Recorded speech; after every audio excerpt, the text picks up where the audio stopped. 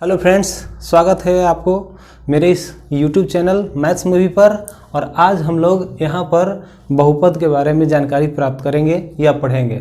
तो बहुपद को अंग्रेजी में पॉलिनोमियल्स कहा जाता है।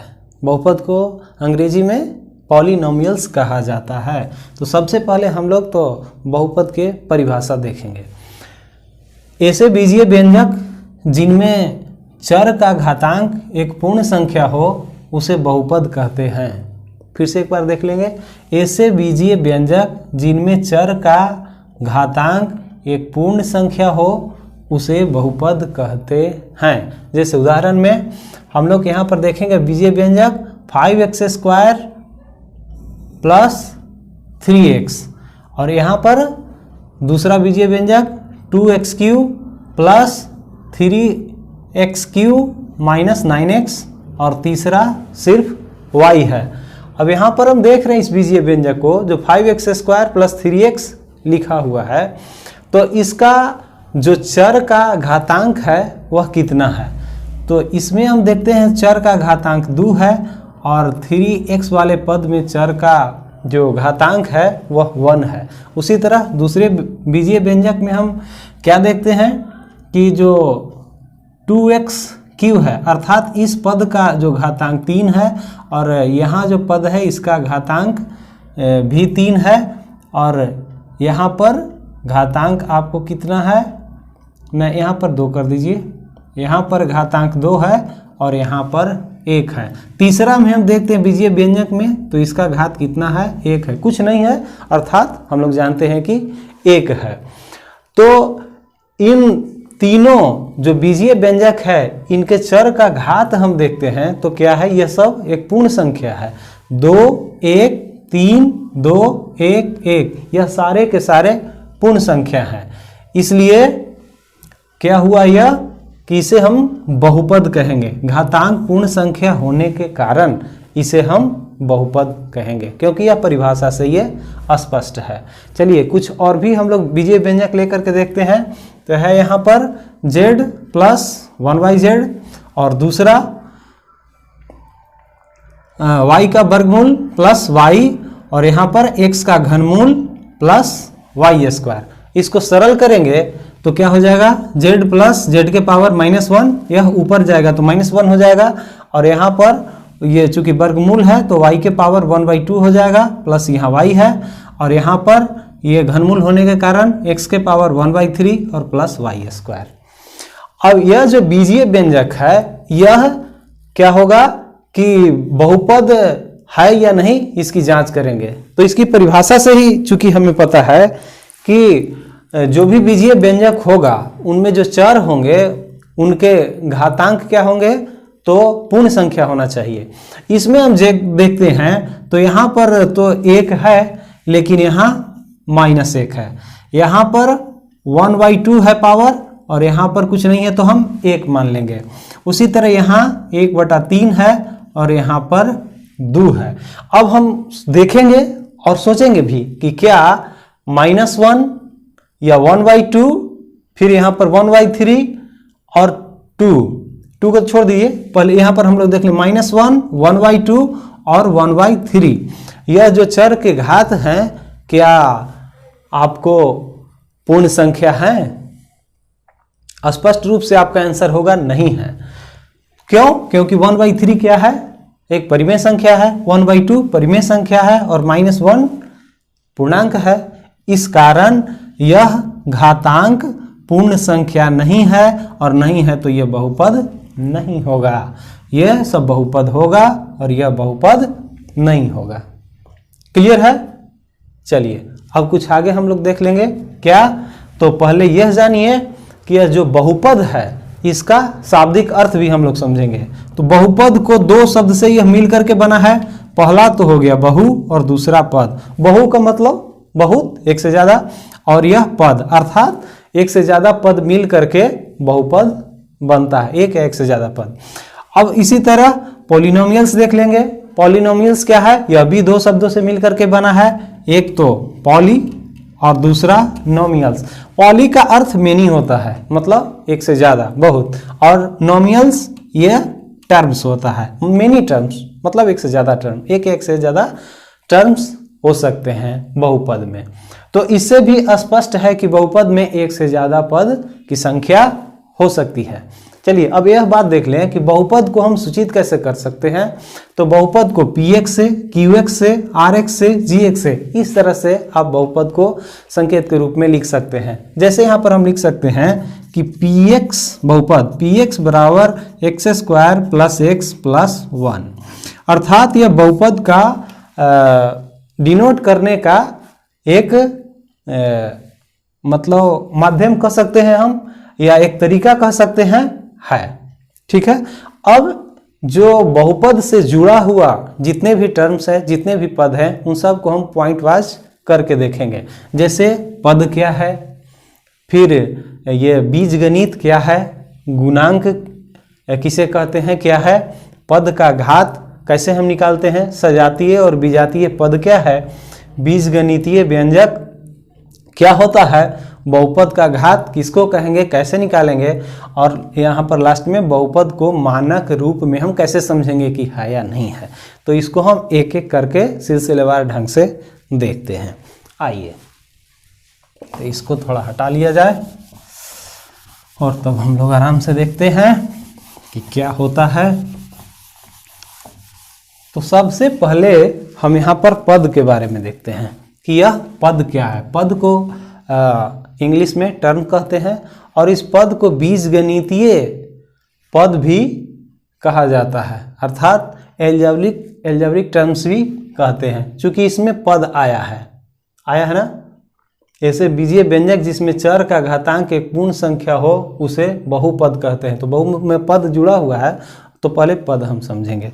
ठीक है, पद के बारे में हम जानेंगे कि बीजगणितीय संकेतों क्या, तो बीजगणितीय संकेतों और संख्याओं के गुणनफल को बीजगणितीय पद या केवल पद कहते हैं। क्या कहते हैं, बीजगणितीय संकेतों और संख्याओं के गुणनफल को पद कहते हैं या बीजगणितीय पद कहते हैं। कैसे, तो यहाँ पर हम देखते हैं क्या, 5x या 3x स्क्वायर बाई या फिर 4a स्क्वायर। ठीक है, अब देखिए बीजगणितीय संकेत कहने का मतलब कि x क्या हुआ तो बीजगणितीय संकेत हो गया, 5 क्या हो गया तो कोई संख्या हो गया, तो संख्या और बीजगणितीय संकेत का गुना हो गया, इसलिए इसे हम पद कहेंगे। यहाँ पर भी हम देखें तो x का स्क्वायर है और y है, यह सब क्या है, बीजगणितीय संकेत है, और 3 क्या है, कोई संख्या है। इसमें हम देखते हैं तो यह 4 क्या है, कोई संख्या है, और a स्क्वायर अर्थात a जो है कोई बीजगणितीय संकेत है, और यह चूंकि दोनों में गुना लगा हुआ है इसलिए इन सब को हम पद कहेंगे। कोई दिक्कत? अगर उस तरह से नहीं याद होता है तो शॉर्ट में आप इस तरह से भी याद कीजिए ना कि कोई चर और अचर का जो गुणनफल होगा उसे हम पद के रूप में समझेंगे या देखेंगे, टर्म्स के रूप में समझेंगे। ठीक है, तो यहाँ पर कोई दिक्कत आपको नहीं है। अब हम देखते हैं बार बार आ रहा है कि बीजगणितीय पद, बीजगणितीय पद। तो पहले आप ये जान लीजिए कि बीजगणित किसे कहते हैं। तो बीजगणित गणित की वह शाखा है जिसमें अंकों के स्थान पर संकेतों का इस्तेमाल किया जाता है, या बीजगणित गणित की वह शाखा है जिसमें अंकों के स्थान पर चिन्हों का इस्तेमाल किया जाता है। जैसे अंक गणित में क्या होता है जी, अंक गणित में 1 2 3 4 डॉट डॉट डॉट इनफाइनाइट तक, अर्थात सिर्फ अंक से संबंधित उसमें कैलकुलेशन का काम किया जाता है। और बीजगणित में हम क्या जैसे मानते हैं कि x है, y है, a है, v है, 2x + 3x, तो इस तरह के जो चीज़ देखते हैं x y z, ये सब बीजगणित के अंतर्गत आता है। ठीक है, अब आगे देखिए, अगला पद हम लोग पढ़ेंगे किसके विषय में, गुणांक। तो गुणांक क्या है, गुणांक क्या है कि कोई पद है तो उसमें चर के जो गुना होता है जिस संख्या से, जैसे पद है 3x स्क्वायर या 4ab स्क्वायर या फिर 2/3 y³ यह क्या तीनों पद है ना। तो यहाँ पर हम क्या देखते हैं कि जो पद होते हैं उनके जो अंक होते हैं और वो गुना में होते हैं उसे ही हम गुणांक कहते हैं। जैसे यहाँ पर देखिए x² है, इस चर का गुणांक क्या है 3 है। यह चर 3 क्या है कोई संख्या है, 3 संख्या से गुना लगा हुआ है किसमें x² में, अर्थात यह क्या होगा इस पद में जो गुणांक है इसका 3 हो जाएगा। यहाँ पर देखते हैं पद 4ab² है, तो यह जो चर था ना इसका गुणनफल किससे है तो 4 से। 4 क्या है कोई संख्या है, इसलिए 4 को हम क्या कहेंगे गुणांक कहेंगे। उसी तरह हम देख सकते हैं कि इसमें क्या है, ये जो पद में चर है उसमें किस चीज से गुना लगा हुआ है, y और z तो चर हुआ ना, लेकिन इसमें 2/3 से गुना लगा हुआ है, यह कोई संख्या है, तो इसे हम क्या कहेंगे गुणांक कहेंगे। एक बात और समझेंगे कि जिस पद में अगर संख्या से गुना लगा हो, जैसे इसमें 3 है, यहाँ 4 है और यहाँ 2/3 है, तो इसे हम कहेंगे क्या, इसे हम कहेंगे संख्या गुणांक, ठीक है, अंक गुणांक कहेंगे, सॉरी अंक गुणांक, क्योंकि यह सब क्या है अंक है, न्यूमेरिकल कोएफिशिएंट। और उसी तरह जैसे कोई रहेगा kx², ठीक है, या उसी तरह फिर रहेगा ax³, तो यहां पर x³ जो चर दिख रहे हैं इसमें a से गुना लगा हुआ है, अर्थात यह क्या है इसका गुणांक हो जाएगा। यहाँ पर x जो चर है इसमें k से गुना लगा हुआ है, और यहाँ पर k किस चीज का काम कर रहा है तो गुणांक का काम कर रहा है, तो यहाँ से k और यहाँ से a, यह भी गुणांक ही है, लेकिन कौन सा गुणांक है तो यह है अक्षर गुणांक, लिटरल कोएफिशिएंट। चूंकि अक्षर है इसलिए अक्षर गुणांक इसको कहेंगे, और यहाँ पर अंक था इसलिए इसको अंक गुणांक कहेंगे। तो यहाँ तक तो मेरे समझ से क्लियर होगा। चलिए अब हम आगे देखते हैं, आगे क्या कहता है कि पद का घात। आगे हम नजर डालते हैं तो पद का घात है, पद का घात किसको कहेंगे, तो जो भी चर दिया हुआ रहेगा ना, जो भी चर दिया हुआ रहेगा पद में, उन सभी चरों के घातांकों के योगफल को ही पद का घात कहेंगे। जैसे 5x² 2/3 a b c, या फिर √3 x y² z। मैंने क्या बोला पद का घात, तो कहने का मतलब कि जो भी पद दिया हुआ है उन पद में चरों के घातांकों के योगफल को ही पद का घात कहेंगे। तो यहाँ पर क्या है चर, तो यहाँ पर चर हो गया आपका x और यहाँ पर y, और इसका घातांक कितना हो गया 2 और y का घातांक 1 है।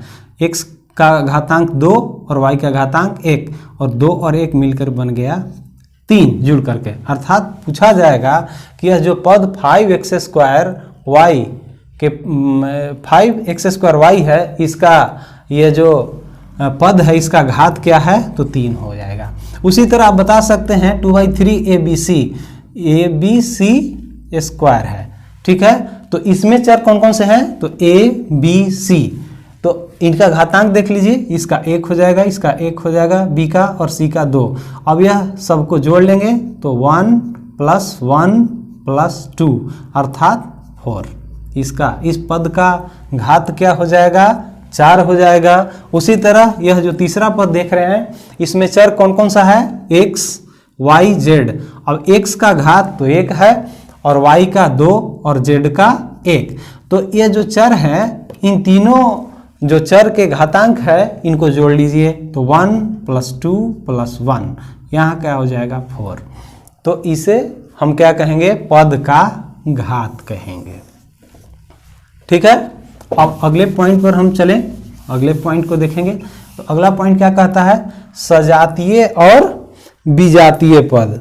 सजातीय और विजातीय पद समझने के लिए हम लोग क्या देखेंगे कि अगर दो पद है वह सजातीय कहलाएगा तब, जबकि दिए हुए पद से उसके गुणांक को अगर हम हटा लें तो बाकी का जो पद बचता है वह समान होता है, तब उसे सजातीय कहेंगे। और दिए हुए पद है उसमें से गुणांक को हम हटा लें तो बच जाएगा पद, वह क्या होगा, समान नहीं रहेगा, एक समान नहीं रहेगा, तो उसे हम विजातीय पद कहेंगे। अर्थात उसे हम अनलाइक टर्म्स कहेंगे, सजातीय होगा तो उसे हम लाइक टर्म्स कहेंगे। देख लीजिए कैसे, जैसे में -3x² या 2/3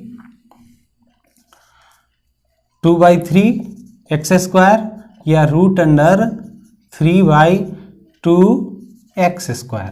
देखिए यहाँ पर जो भी पद दिया हुआ है -3x², 2/3x², √3/2x², इसके गुणांक क्या है? तो अभी हमने बताया कि इसका गुणांक है -3 और इसमें क्या गुणांक है 2/3 और यहाँ पर गुणांक है आपको √3/2। अगर यह जो आपको तीनों पद में गुणांक है इसको हटा लें तो बाकी का चीज़ यहाँ पर तीनों में क्या बच जाएगा जी? तो यह तीनों में बच जाएगा आपको x², जो कि तीनों में समान है। तो कहने का मतलब कि दिए गए पद से गुणांक को अगर हटा लेते हैं तो बाकी जो बचे पद हैं सब एक समान हैं, तो इसे हम कहेंगे सजातीय पद, अर्थात इंग्लिश में इसे हम लाइक टर्म्स कहेंगे। बस जस्ट इसका अपोजिट हो जाएगा क्या? विजातीय पद। विजातीय पद में वही उसका सेम प्रोसेस उलट देंगे। क्या होगा?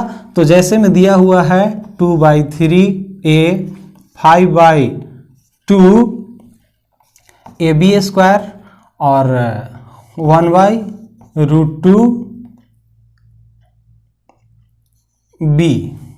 ठीक है, यह जो तीनों पद दिया हुआ है यहाँ पर हम ध्यान देंगे कि अगर इस पद से गुणांक 2/3 हटा लें, इस पद से 5/2 हटा लें और इससे 1/√2 हटा लेते हैं हम लोग, इसके गुणांक को हम अलग कर लेंगे तो क्या बच जाएगा?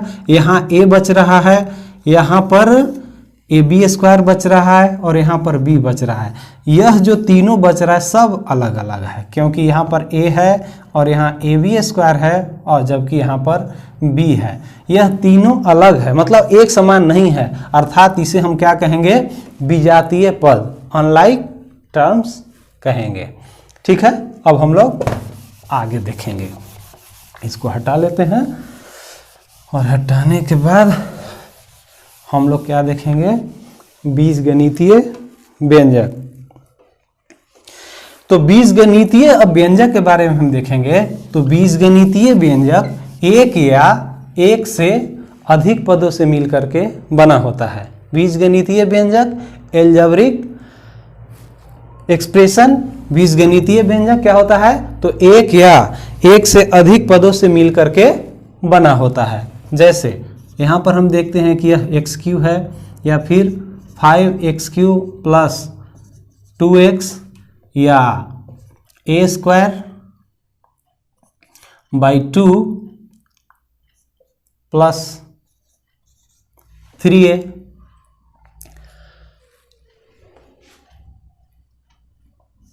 + 5।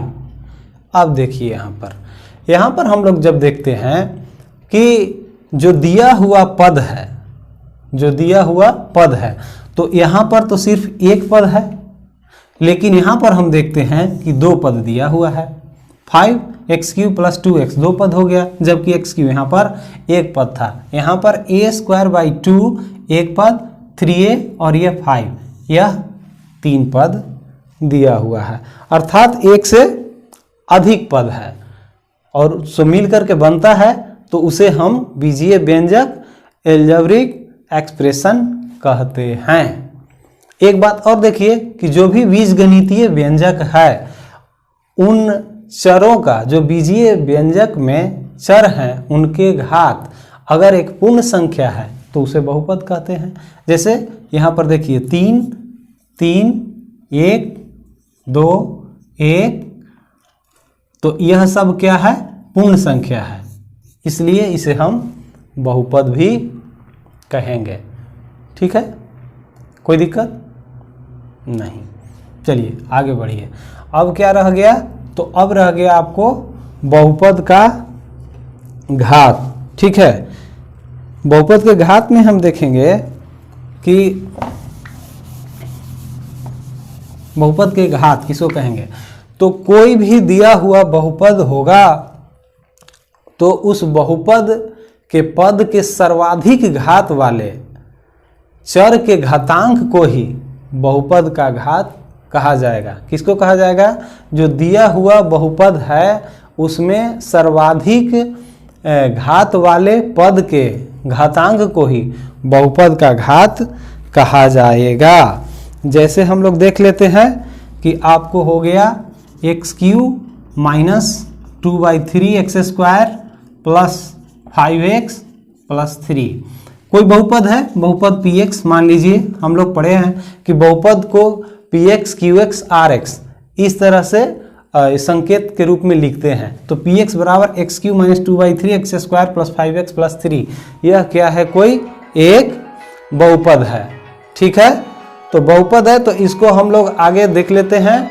इसमें बहुपद जो है तो यहाँ पर कितने पद हो गए? 1 2 3 4, लेकिन इसमें अब देखेंगे कि सबसे ज़्यादा घात वाला पद कौन है? तो आप पाएंगे कि सबसे ज़्यादा घात वाला पद 3 है और इसका घातांक कितना है? 3 है। अर्थात बहुपद का घात क्या हो जाएगा? तो बहुपद का घात आपको 3 हो जाएगा। बोलिए, कोई दिक्कत? एक उदाहरण और ले लीजिए। जैसे आपको हो जाएगा a5 b स्क्वायर qx, बहुपद qx बराबर, और आपको a square b plus ab। यह जो बहुपद हम देख रहे हैं यह ab में बहुपद है। और इसमें भी हम क्या देखेंगे कि जो भी पद दिया हुआ है इस बहुपद का जो पद है, जो ये बहुपद दिया हुआ है, इस बहुपद में जो पद है और उसके घात, बहुपद में दिए गए पद के चर के घातांक जो सबसे ज्यादा होगा वही क्या होगा? बहुपद का घात होगा। तो यहाँ पर हम क्या देख लेंगे कि 5 और 2 ये दोनों को हम जोड़ लेंगे तो ये क्या हो जाएगा? 5 प्लस 2 अर्थात 7 हो जाएगा। इस पद का घात कितना हो जाएगा? तो आप 2 प्लस 1 कर लेंगे तो यह 3 हो जाएगा, और यहाँ पर 1 प्लस 1 करेंगे तो यह 2 हो जाएगा। तो यह तीनों पद में जो चर शामिल है उसमें सबसे ज़्यादा उस पद का चरों का घातांक कितना है? तो यह सबसे ज़्यादा 7 है। अर्थात इस पद का घात क्या हो जाएगा? अर्थात इस बहुपद का घात हो जाएगा आपको 7। ठीक है, अब लास्ट में हम लोग यहाँ पर देखेंगे बहुपद का मानक रूप। बहुपद के मानक रूप को हम देख लेते हैं। चूंकि इतना हम लोग जब बहुपद के बारे में सब समझ लिए, देख लिए हैं, तो अब हमें नहीं लगता है कि कुछ विशेष आपको दिक्कत होगा इसको समझने में। बस जल्दी से हम लोग इसके बारे में देख लें। तो एक चीज और रह गया, बहुपद का मानक रूप। बहुपद के मानक रूप, कोई भी बहुपद दिया हुआ है और उसके जो पदों के घात हैं वह या तो बढ़ते क्रम में या घटते क्रम में हो। ठीक है, बहुपद के मानक रूप कैसे होगा? तो जितने भी बहुपद में पद हैं उनके पदों के जो घात हैं वह या तो बढ़ते क्रम में हो या घटते क्रम में हो, तब उसको हम क्या कहेंगे? बहुपद को मानक रूप में कहेंगे। अर्थात दूसरे शब्दों में हम कहेंगे कि जब कोई दिया हुआ बहुपद के घात होगा आरोही क्रम में या अवरोही क्रम में होगा, तब हम कहेंगे कि यह बहुपद मानक रूप में है। जैसे यहाँ पर 5x³ minus 2/3x plus √3x² plus 3। अगर यह कोई बहुपद दिया हुआ है px, ठीक है, तो हम कहेंगे कि यह जो दिया हुआ बहुपद है क्या मानक रूप में है, तो निश्चित रूप से आपका आंसर होगा कि मानक रूप में नहीं है। क्यों नहीं है? क्योंकि इस बहुपद में जो प्रत्येक पद है उनके चरों का घात हम देखेंगे, तो इस पद का घात 3 था, इसके बाद यह 1 हो जाएगा और फिर इसके बाद 2 हो जा रहा है, ज़्यादा हो जा रहा है, और फिर यहाँ पर तो 0 ही हो जाएगा। अर्थात न तो बढ़ते क्रम में है इन पदों के घात और न ही घटते क्रम में है। अर्थात न तो इनके घात आरोही क्रम में है और न ही अवरोही क्रम में है, इसलिए यह बहुपद मानक रूप में नहीं होगा। तो इसे मानक रूप में हम कैसे बनाएंगे? तो यहाँ पर मानक रूप में क्या बनाएंगे, 5x³ और उसके बाद यह जो 3 घात से कम घात कौन हो जाएगा, तो √3x²। इससे कम हो गया घात ना, क्या करेंगे, घटते क्रम में हम सजा रहे हैं। अब इसके बाद क्या देख लेंगे, तो यहाँ पर हो जाएगा 2/3x और प्लस 3। अब देखते हैं कि इसके पदों के जो घात हैं यह घटते क्रम में है, अर्थात अवरोही क्रम में है। तो यह क्या है, यह बहुपद मानक रूप में है। या इसे ऐसे भी हम लिख सकते हैं, -2/3x plus √3x² plus 5x³। यह क्या है, तो यह बहुपद के जो पदों के घात हैं यह बढ़ते क्रम में है। जैसे यहाँ पर तो 0 ही हो गया और यहाँ 1 हो गया और ये 2 हो गया इसका पद का घात, और यहाँ पर 3 हो गया पद का घात। तो इसको हम कहेंगे कि बहुपद मानक रूप में है। ठीक है, एक चीज और हम लोग देख लेंगे क्या, कि यह 3, 5, 2 यह सब भी बहुपद है, यह सब भी बहुपद है, लेकिन कौन सा बहुपद है, तो अचर बहुपद है। अचर बहुपद है, कैसे है, तो यहाँ पर 3 है, x⁻0 कर सकते हैं, 5x⁻0 कर सकते हैं, या फिर 2y⁻0 कर सकते हैं, क्योंकि x⁻0 1 तो 3 ही हो जाएगा, फिर यह 5 ही हो जाएगा और फिर यह 2 ही हो जाएगा। तो इसको क्या कहेंगे, इसे अचर बहुपद ही हम कहते हैं। तो आज के क्लास में हमने देखा कि बहुपद, उसके शाब्दिक अर्थ क्या होते हैं हिंदी में, अंग्रेजी में, बहुपद का परिभाषा क्या है, और इससे जुड़े हुए जो भी टर्म्स है, जैसे पद, बीजगणित, गुणांक, पद का घात, सजातीय और विजातीय पद, बीजगणितीय व्यंजक, बहुपद का घात और बहुपद का मानक रूप, इन सारी चीज़ों को हमने डिटेल से इस वीडियो में देखा। तो इससे निश्चित रूप से आपको लाभ प्राप्त हुआ होगा, और इसे देखने से अगर कुछ जो भी आपको फ़ायदा हुआ होगा तो मेरे इस चैनल को कृपया लाइक और सब्सक्राइब जरूर कर दीजिएगा। इसी तरह की वीडियो पाने के लिए आप मेरे साथ आगे भी बने रहेंगे। तब तक के लिए बहुत बहुत धन्यवाद। Thank you very much.